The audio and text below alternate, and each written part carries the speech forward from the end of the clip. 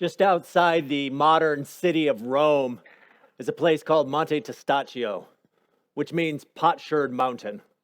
And literally, it is a mountain of broken pots and urns.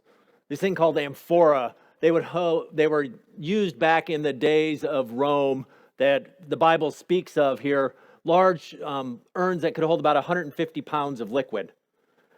And so this mountain now sits there probably about 200,000 square feet, just piled with these broken urns, a sign of Rome's wealth and excess, where these one-way trips would be made with all these various goods that came to the city of the Rome and then simply discarded in a pile outside the city of Rome. That's what you would see if you went to Rome today. But another place in the world where you might be less likely to travel is to Chile, to the Atacama Desert. And so in the Atacama Desert, there was a pile of discarded clothing. A pile of discarded clothing so big that a group that was interested in it accessed publicly available satellite imagery and was able to see this pile of clothing using satellite imagery. A pile of clothing which grows by 39,000 tons every year. Discarded clothing, discarding goods, a sign of excess and vast amounts of waste and use. And so we're going to be thinking about those, and I want you to keep those images and pictures in your mind as we consider this passage that we're looking at today from the book of Revelation about the city and the nature of Babylon. So we are coming near the end of a series that we started way back in the spring on the book of Revelation, this last book in the Bible. If you missed some of it, if you're curious, you can go back. Our website has all the sermons, the previous sermons recorded, and they're available there to watch or to listen to. I've started going back and adding notes and questions. So if you get our weekly email each Friday, you get an email and it goes back and it points to the sermon so you can watch and listen again. But then I've also put a summary with some points in it as well as some reflection questions in that. So you can get that, but I'm going back and adding that to those previous sermons so you can go back and look and reflect on this, because I don't have time today to review all 18 weeks worth of sermons to go back and do that. But one of the things that I wanted to point out was that the book of Revelation, the focus that I wanted us to understand in the book of Revelation is that it's about following the Lamb. It's about following, that's the title of the series. It's about following Jesus, of being faithful to Jesus. That John, this man who was in exile on an island, was given a vision by God. And one of the primary purposes of this vision was to give to the churches of that day to encourage them to be faithful. Faithful in two ways. One was to endure in the face of persecution. They were facing persecution from the Roman Empire, from the world around them. The second way they were called to be faithful was to not compromise. That the society, that the culture around them was calling them, was inviting them to change their way, to give allegiance to something other than the Lamb. To change the way they were living. And so there were these pictures, and it's in the early, from the very beginning to the end, about staying pure and following Jesus and doing what he's called to do. And there's this movement from the book from where we are now to this chronological end of the world where God will make all things right. And so there's a cleansing of the world. So last week, and so we've been building this, last week we looked at Babylon. We were introduced to this place called Babylon. We had previously met the unholy trinity, which is the dragon and these two beasts, these enemies of God, the dragon representing Satan and the beast representing political power as well as false religion and propaganda. And all these things that are encouraging people to move away. And so again, the constant choice of Revelation, are you going to be allegiant and follow the Lamb, or are you going to give your allegiance to the beast or to some other power?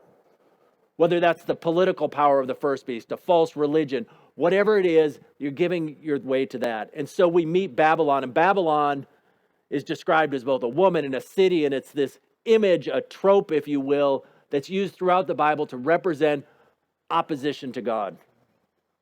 It's a tool used by, Babylon represents a tool used by the dragon to seduce God's people away. And so that's this picture of a woman, where people are to give their devotion and love to God. Instead, the city of Babylon, which represents all these excesses, all these different things we'll look at, are trying to seduce people away to follow the beast. It's a city because it represents where we live, these cultures and these ideals that we can do.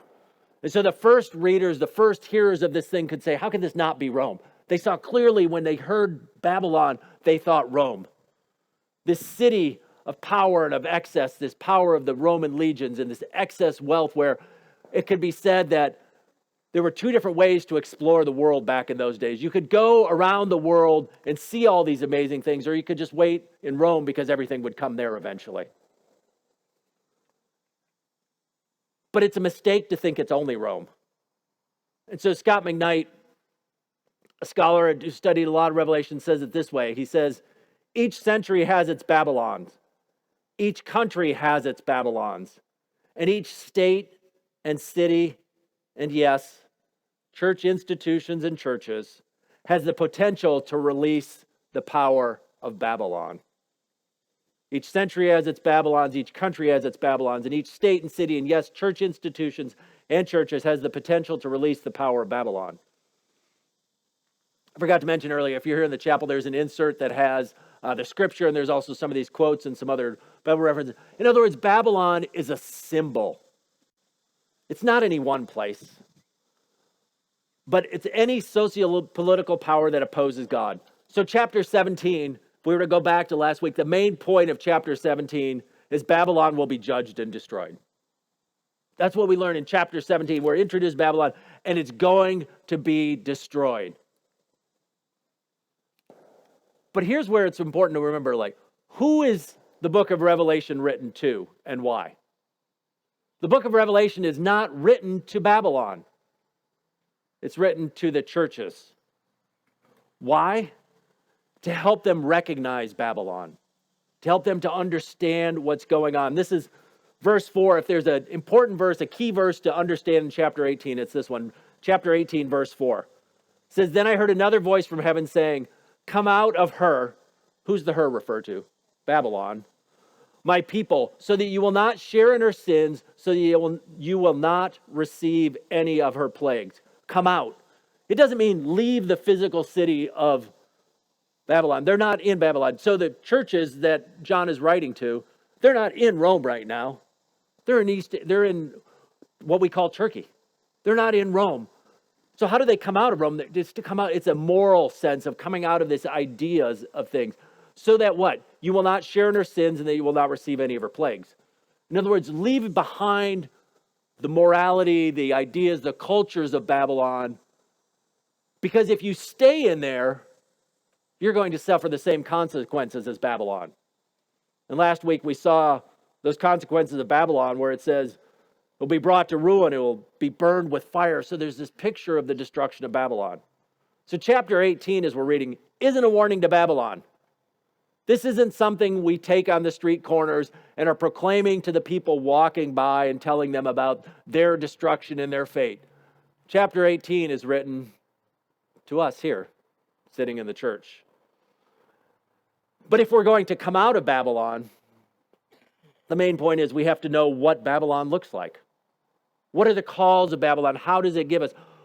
And so the picture is, don't live like Babylon. Don't give your affections, your allegiance, your heart to her. So I'm going to give a big picture of chapter 18, and then we're going to go back and look. And in some ways, chapter 18, we've done 17 chapters of the book of Revelation. There's lots of strange symbols and bizarre images. Chapter 18, in some ways, is one of the easier ones to understand.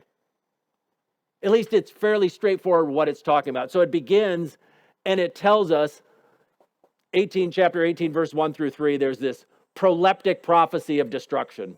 Proleptic simply means it's a prophecy about something in the future, but as if it's already happened.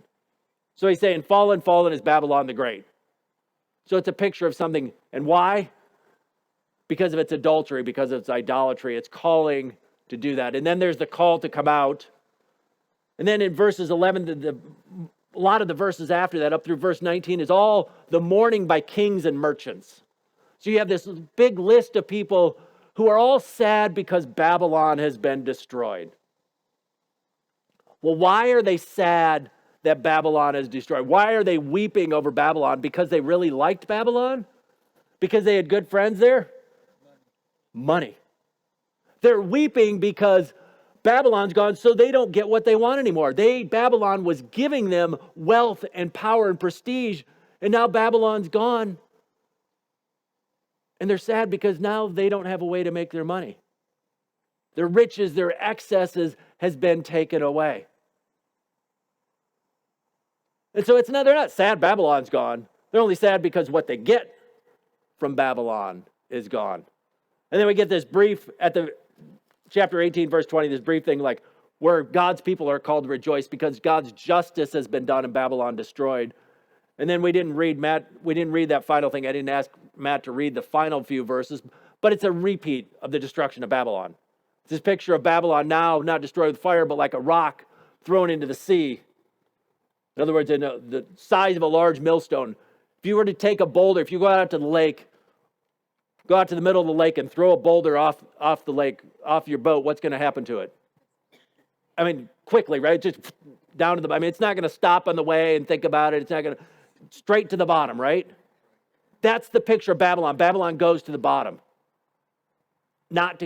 And so the question is, when you throw that big rock to the bottom, is it going to make its way? Is it going to float back up at any point? It's there. And that's the picture of Babylon. It's saying, when we're talking when the destruction of Babylon comes at the end, it's like throwing a rock in the sea. It's not coming back. It's gone for good, this finality of it. So, I want to come back to that. The call of chapter 18 is to come out of Babylon. So how can we discern what Babylon is like today? What are we called to come out of? So, John was writing to churches who were called to come out of what was going on in Rome. But if we read this, we'll see there's a lot of the same things that he's describing about Babylon, aka Rome, that could be used to describe the world we live in today. So we're going to look at just two categories. We can look at lots of different things we think about Babylon, but I want to focus on two of them for today, for us to think about. The first is arrogance. So chapter 18, verse 7. It says, give her, Babylon, as much torment and grief as the glory and luxury she gave herself. That's pretty harsh, isn't it?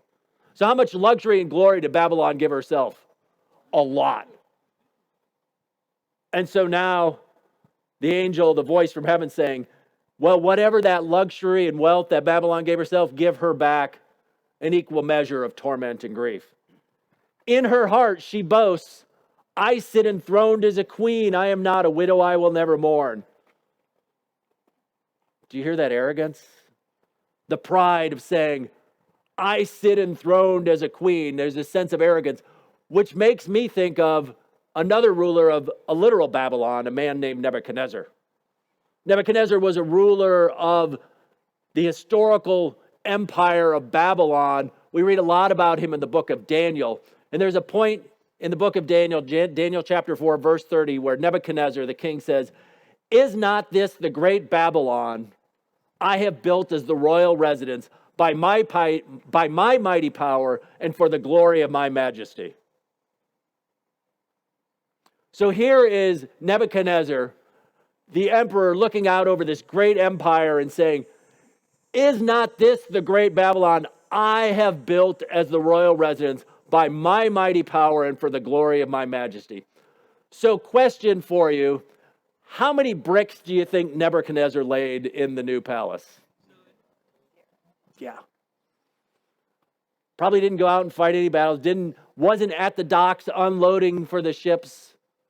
And so there's this sense of arrogance of like, look at what I have done. Well, if you go back and read Daniel chapter 4, God has consequences for Nebuchadnezzar to teach him humility. And so but what's going on here? This I sit enthroned as queen of Babylon, or I have done all this of Nebuchadnezzar. It's the belief that we have done it for ourselves. Which, for those of us living here in the United States of America, is baked into us from the very beginning. The pioneer spirit, the ability to pull ourselves up by our bootstraps, that sense of American ingenuity and self-starting, of doing it all ourselves, which in and of themselves, they're not bad ideas. I mean, it's good to be self-motivated and self-starting and to rely on yourself. But sometimes it crosses over.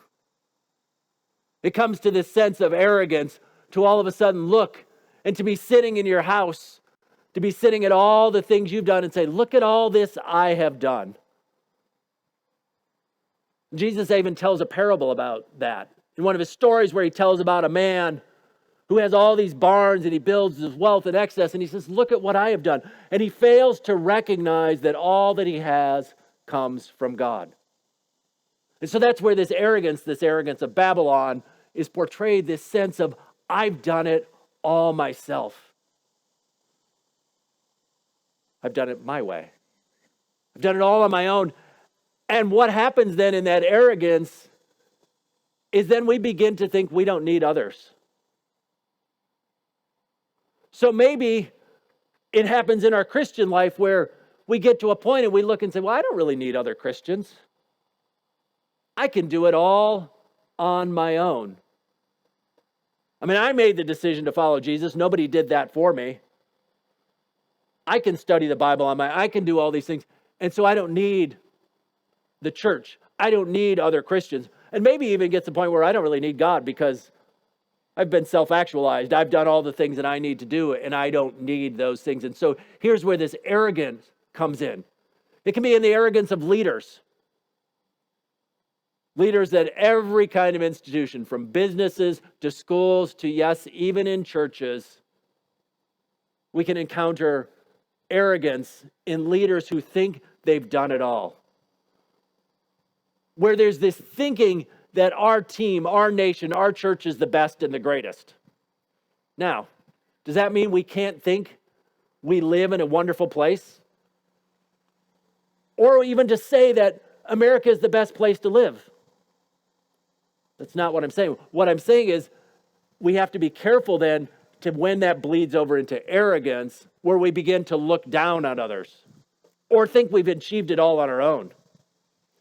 And we look down on others when we begin to use degrading language, when we look at other countries. And I remember in the military and talking with some friends of mine, and they had been in a deployment in a foreign country, and they came back, and the language they used to describe this other country was less than flattering. And it wasn't just a pure physical description of what was going on. It was derogatory language to speak of the way the people lived and how they dressed and how they... And you think that's the kind of things we're talking about. Of the language we use, we may say we have a wonderful country. We may even say we live in what we think is the best country on the earth. That does not give us the right then to be degrading to other countries and to speak down and use derogatory language towards them. To think of them as less than, because that's what goes on, because then we fail to empathize, we fail to show compassion, and we begin to think, I sit enthroned on the greatest country in the world and everything else is dirt. And God has a message for that arrogance that goes on. But I want to spend even more, that's the first one, arrogance. Second one, I want to spend even more time, and that's this sin of opulence and economic exploitation, which just runs throughout chapter 18. So verse 3, for all the nations have drunk the maddening wine of her adulteries. And so there's this sense of get hooked up in the way of the beast, the way of Babylon, and get seduced by it, and then it just kind of continues on in a cycle. The kings of the earth committed adultery with her, and the merchants of the earth grew rich from her excessive luxuries. It's this sense of wealth and independence. Or we can read that whole big long list in verses 11 through 13. The merchants of the earth will weep and mourn because no one buys their cargoes. We get gold, silver, precious stones, fine linen, purple, silk, and scarlet cloth. We have woods, marbles, spices, flour and wheat, then cattle, and then eventually what? Even human beings. Which brings us back to that illustration I began with this morning of Rome and this giant potsherd mountain, a city of excess and luxury where they brought in all these goods and they brought in so much, it was disposable. It's like, oh, we're done with that. And then they just threw the containers away to be used one time. Or the pile of clothing in Chile, this unused mountain of clothing. And so I was reading a little bit about this, and statistics vary a little bit, but according to what I found, it says the average American buys 53 new items of clothing per year. And sometimes I think, who does that? I was like, I think I bought like 4 last year. I don't know. So somebody's buying a whole, but which one of you is buying all the 100 that balances me out? That's what. But average American, and so again, these are average studies, 53 new items of clothing a year. The United States throws out 17 million tons of clothing every year. Just throw it out. We're not talking the stuff that goes to the local resale shop. We're talking just thrown away. And then in fact, 65% of clothing is thrown out in the first 12 months. This fast fashion, this idea, well, I need to have the latest and the best. That shirt I wore 10 years ago, I certainly can't, that shirt I wore 10 weeks ago, I can't wear that. Because people are going to look and say, oh, Pastor, you wore that a couple weeks ago. I did. I wore this one. Go back, you can see the videos. I wore this shirt. I wore it a couple years ago. But the point is, we get these ideas and we think we have to keep up, and there's this excess of luxury. And in the midst of that, we're calling out and we're saying, I want more and more and more. And so these stores are selling and they're creating these things. And it's this fast fashion, this cheap fashion. Well, what do you think is happening when we're buying t-shirts for $3 or $4 or $5? Those have to come from somewhere. There has to be somebody making those somewhere. There has to be somebody picking the cotton or maybe producing the thing so that it can be made to us at this inexpensive prices. So where we get caught up in Babylon is, do we remember then who's at the other end of all this production process? And that process from beginning to end, because it's the process at the beginning when children and women are paid less than a living wage, sometimes living in slavery, to produce these items so that I can change my shirt every week. But then when I discard them, they end up somewhere. Maybe they end up in a mountain pile in Chile. Or maybe all of that packaging from Amazon ends up outside of New Delhi in India in these giant piles of plastic where people are wading through it because all that plastic has to go somewhere. And we like to think we're recycling. Most of our recycling just gets put on giant ships and sent overseas. Turned into vast piles of waste where there are, again, people at the other end picking through this to maybe find a few good things so that they can have a little bit of food to eat. And so we get caught up in the wealth and the excess of Babylon when we do this. But maybe it's not clothing. That's not all of us. But we have to ask ourselves, how have the excesses of Babylon and consumerism taken your heart? And something I want to say about this, the purpose of these passages in large part is for us to reflect about our own life. I would recommend against using these passages, unless you know it's someone well and are in that place to speak, to use them to speak about somebody else's lifestyle and their way of living. It's easy to do that. That's the amazing thing about the Bible, is it's really easy to see the sins, the excesses, the things that it's speaking out against, and see them in everybody else, but fail to see them in ourselves. So please don't use these passages to go down and rail against everybody else, but to consider your own heart. So maybe it's not clothing for you. But what are the other ways that the excesses of Babylon take in your heart? Where consumerism, where buying and getting, where are you tempted to compromise? And that's the language earlier in chapter 13. It talks about taking the mark of the beast to buy and sell. And so it may have been in ancient days in Rome, it was this idea that you had to be a part of the trade guilds. You had to be part of the things, you had to offer up your incense or your worship to Caesar in order to participate in trade. So it was giving up your devotion, your allegiance to Jesus in order to participate in the trade and the economics. And so the question then for us is, in what ways are we compromising what it looks like to follow Jesus for the sake of our own wealth, for the sake of our own goods? Where are we tempted to take the mark of the beast, to enjoy luxury, to become consumers, to become people who see everything as something to be used, something to be discarded, something to be owned and purchased? Consumerism is one of the biggest challenges in the church today. Think of even the language. And language, the more I learn, the more I realize the language we use, the metaphors we use, shape the way we think. So one of the metaphors or word pictures we use, if a church closes or someone moves to a new area and they go to find a new church to be a part of, what's the most common language they use to describe that process? Shopping. Shopping for a church. Right? Not everybody does, but I hear that often. It's like, oh, we're out shopping for a new church. I go shopping for groceries because then what? I'm in control and I'm consuming because I'm going to what? Get things for me to consume, for me to use, things that are fit my desires.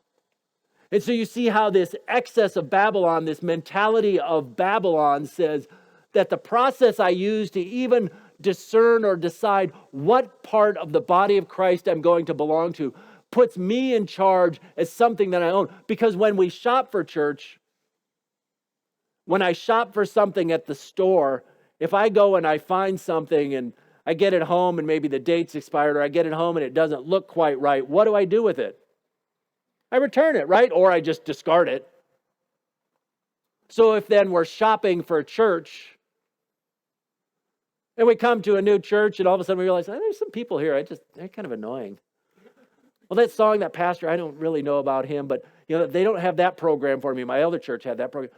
What do? We just discard it. And we keep looking on. And even if we've been a part of a church for a while, we develop that consumer mentality. Babylon also affects us when we see our possessions. Each one of us, we own things. We own clothes. We own cars. We own other items. Do we see those possessions as a trust from God for the sake of others or something purely for ourselves? So what we have to do is we look at all that we own. And again, this isn't a matter of how much. We can own a lot or we can own a little. But the question we ask ourselves is, what is the purpose of what we own and use? You see, as it was describing here the fall of Babylon, what were the merchants? Everything they owned and used, what was for the sake of who? For themselves. For their own wealth, for their own betterment. And so we have to ask ourselves, all the things I own, are they solely for me, or is there a way I use them for others? Do we consider, and I brought this up already, do we consider how our purchases and spending impact others? As opposed to the merchants who thought of only themselves. Do we think that luxury comes at no cost? We could take this over from that area to, say, the area of pornography. The rampant use of pornography by people. And oftentimes people look at pornography and they think, what does it harm anyone for me to sit in my own room and watch this stuff on my own? Think about that. What is the harm? Well, the harm is there were people at the other end of that. Many of whom, most of whom, I would say almost all of whom did not choose to be a part of that, but were caught up in things.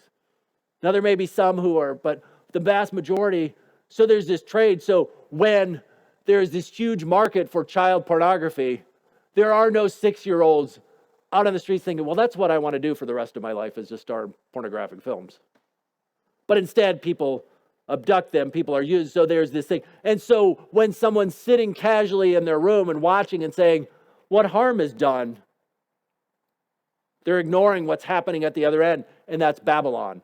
That's failing to see how what I do affects others. That the things we enjoy is done on the backs of others. The brother of Jesus, James, says it this way. He says, now listen, you rich people, weep and wail because of the misery that is coming on you. Your wealth is rotted and moths have eaten your clothes. Your gold and silver are corroded. He says, look, the wages you failed to pay the workers who mowed your fields are crying out against you. The cries of the harvesters have reached the ears of the Lord Almighty.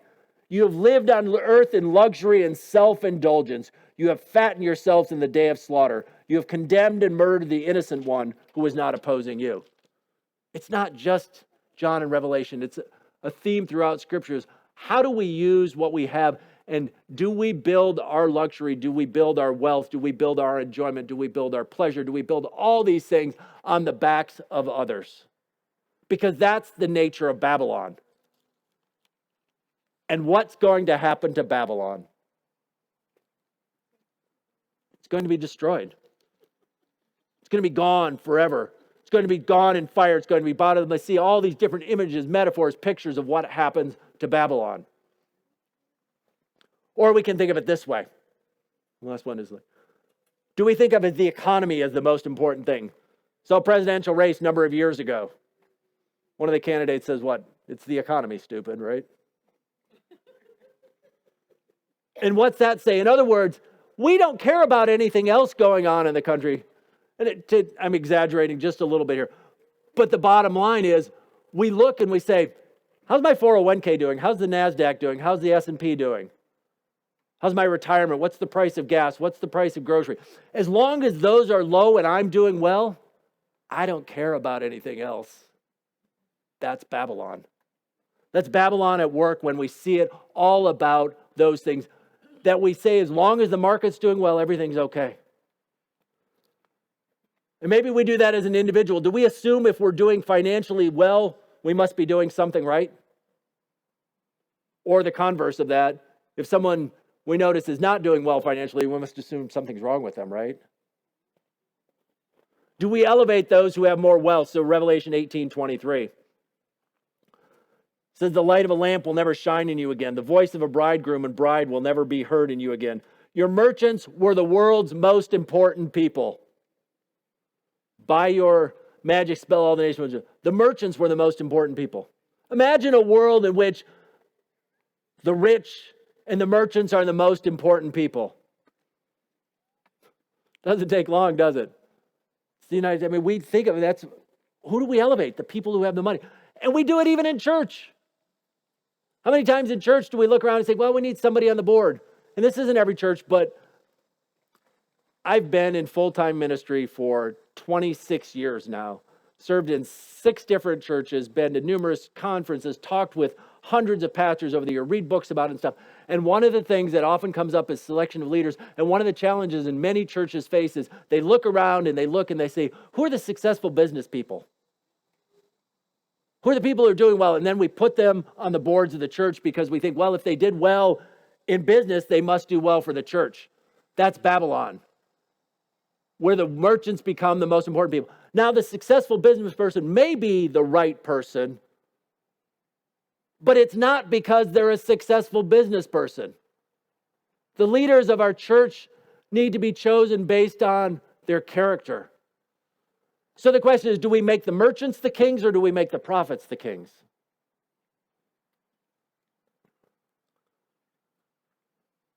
Maybe we just look at our own economy as a nation and say, do you ever consider the nation's economy in moral terms? But what's right or wrong as opposed to what's up and what's down? All right. Coming to the end. And this is all recognizing that any city or country is a mix of good and evil. This is not meant to say like any one place is purely evil. Rome had a lot of good. I mean, Rome produced some amazing things. Even the most evil empires of the world have produced some incredible things. And so a country, a city, a nation, a church can be a mix of those things. But there's still Babylon. And the call in Revelation to churches and to us now is get out of Babylon. Get Babylon out of us. Heard one person refer to it this way as, it's okay for the boat to be in the water, but it's not okay for the water to be in the boat. Or as Paul says, to be in the world, but not of the world. And by that, he doesn't mean we leave the world, because we can't leave the world. We live in the world. But to say, how is it influencing? How is it affecting us? So this is what I'm going to invite you to do this week to consider this, is invite God to help you discern the areas of compromise. Where is Babylon affecting me? Where am I seduced by Babylon? Because that's the language that he uses, this language of Babylon. It's seductive. It sounds, we see the appeal of all these wonderful things. And the world we live in knows that. The advertisers of the world understand how easy it is to seduce us, how easy it is to encourage us to have the best and the latest and the greatest. And so to consider the areas of compromise and to ask God to help you do this, because we can't often see it ourselves. Early in the book of Revelation, there was an address to a church in Laodicea. And he talks to that church and he said to them, but you do not realize you are wretched, pitiful, poor, blind, and naked. Okay, my question is, if you were blind and naked, would you know it? Physically, we would know it, right? But his point is about a spirituality to this church is they don't realize their own condition, which is why he writes to them, which is why he gives us this scripture, because oftentimes we don't see it around us, and so God needs to help us see it. So ask God to help you see it. Read the book of Revelation. Read through these passages, and even if you don't understand every little bit, you can see these things and ask God to reveal to you what's going on. To see, where are the idols of fear going on in your life? What are the things that make you afraid, and how do you generate and stoke fear, and how does that shape your life? Where do the idols of power come in? Where we quest for power and see power as the way to do it. And the power of Babylon, the power of the beast, the power of the dragon, as opposed to the power of the lamb, which is the power that gives up, which lays down its life instead of taking life. The idols of violence, of greed, and of arrogance. To ask ourselves, where are we giving our ultimate allegiance? Is it to the lamb or is it to the beast? Is it to the lamb or is it to Babylon? So I would invite you to spend some time this week. Have a conversation with God. It can be sitting in your normal place you pray. It can be on a walk. It can be somewhere. But have a conversation with God. Say, God, show me where I need to come out of Babylon. Show me where Babylon is influencing the way I live. Show me where I'm being seduced. Because I don't want to be a part of Babylon. Why? Because if I'm a part of Babylon, I will what? Receive her plagues. I will share in her destruction. So God, help me to see where I'm a part of Babylon and help me come out of it. Because we can only do it with God's help, through the power of his Spirit and through Jesus. Amen.